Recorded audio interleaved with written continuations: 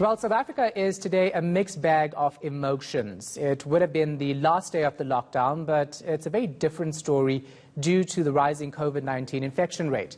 South Africans have to endure another 2 weeks of the lockdown. Silindelo Masikane brings us an update on the general feeling on the ground. So, Slee, we know that many people during their boredom have taken to social media trying to find amusing ways to stay busy.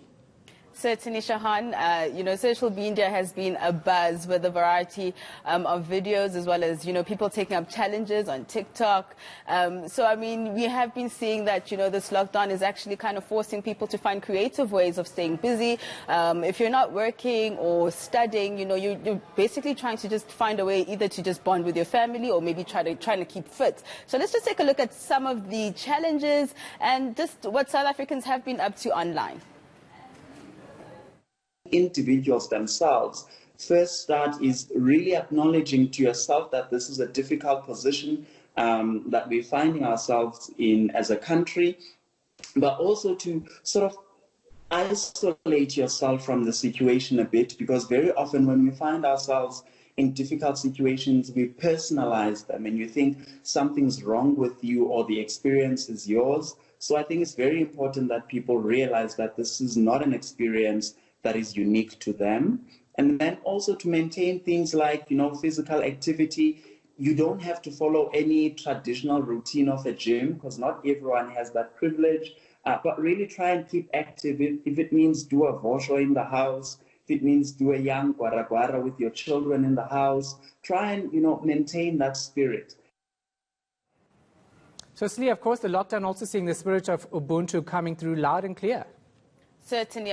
We've also started a relief fund here at ENCA, but of course, people from all walks of life, young and old, are really trying to do their bit in order to ensure that those that are most vulnerable, those that are less fortunate than themselves, are really, going to pull through this lockdown. I think it's going to take each and every one of us to, play our bit, however much you can, give or, donate in terms of, communities that are less fortunate than yourselves in terms of food or anything. People really appreciate it. And we are seeing that people are actually being more vulnerable as well, trying to express that, they're in need, especially online. Let's just take a listen to what Zolani had to say with regards to what we're seeing to be a spirit of Ubuntu essentially arising out of this pandemic. We're seeing a lot of people, taking onto Twitter and asking for help. Firstly, people are becoming much more open and vulnerable about what their needs are. And you're seeing quite a positive response where I know celebrities have also offered to help. General members of society have also been offering to help where they can. And Slee, of course, moving forward, it seems mental health will still be a priority.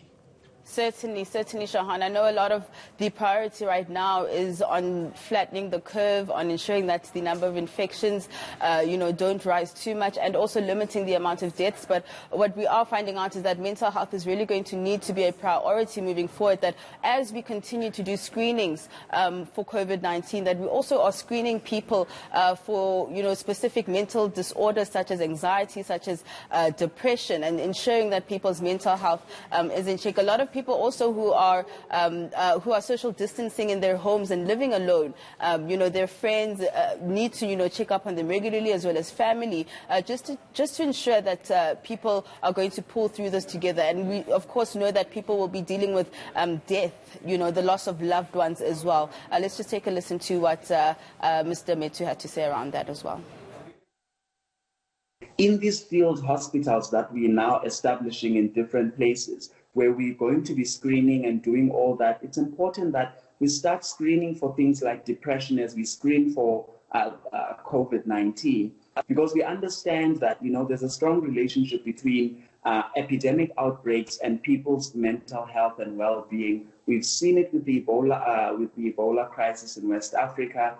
We've seen it also with the SARS outbreak, where there was a study that was done in Toronto, Canada, that showed that, after the epidemic outbreak, people, demonstrated or presented with some symptoms of post-traumatic stress disorder, some anxiety disorders, and all those things, right? And so it's quite important that we are proactive and we demonstrate care by intertwining the interventions and not waiting for too long and dealing with mental health consequences at a later stage. All right, we're going to leave it right there. Silindelo Masikane.